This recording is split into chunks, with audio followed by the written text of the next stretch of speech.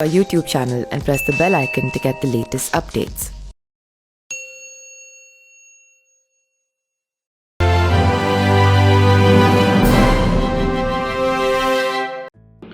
नमस्कार, मेरा नाम पिंटू सिंह यादव है और आप देखना शुरू कर चुके हैं न्यूज लाइव। दोस्तों, बिहार में लोकसभा चुनाव के लिए राष्ट्रीय जनतांत्रिक गठबंधन यानी कि एनडीए में सीटों का बंटवारा हो गया है।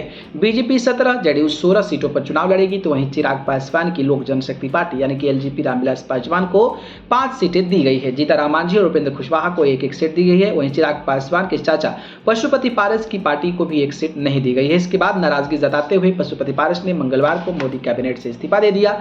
पशुपति पारस ने कहा कि एनडीए में उनके साथ नाइंसाफी की है। बताया जा रहा है कि वह इंडिया अलायंस के संपर्क में हैं और हाजीपुर से चुनाव लड़ेंगे। इस बीच चिराग पासवान ने कहा है कि वो हाजीपुर सीट से लोकसभा चुनाव लड़ रहे हैं। चिराग ने कहा कि मैं एनडीए उम्मीदवार के तौर पर हाजीपुर से चुनाव लड़ रहा हूं। चाचा पशुपति पारस चुनाव लड़ते हैं तो उनका स्वागत है। मैं किसी चुनौती से घबराता नहीं हूं। उनके साथ जो कुछ हुआ उसके लिए मैं जिम्मेदार नहीं हूं। मैं न तो 13 में हूं और ना ही मैं 13 में हूं।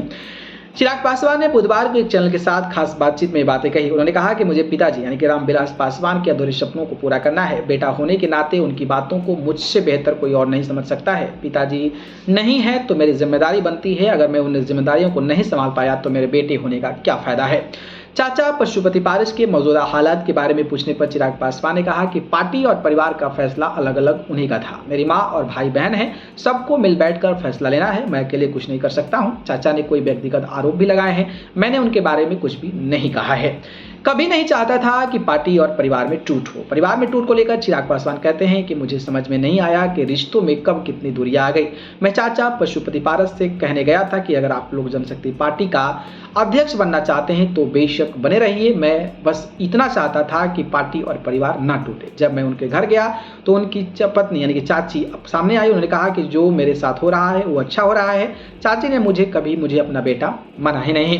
चिराग पासवान आगे कहते हैं कि मैं अपनी लड़ाई में लगा रहा हूं। मुझे सीटें हासिल करनी थी। बाकी सहयोगी के साथ क्या हो रहा था मुझे कोई इसकी चिंता नहीं थी। जब आप बड़े लक्ष्य की ओर आगे बढ़ते हैं तो छोटे छोटे मुद्दे पर ध्यान नहीं देना चाहिए।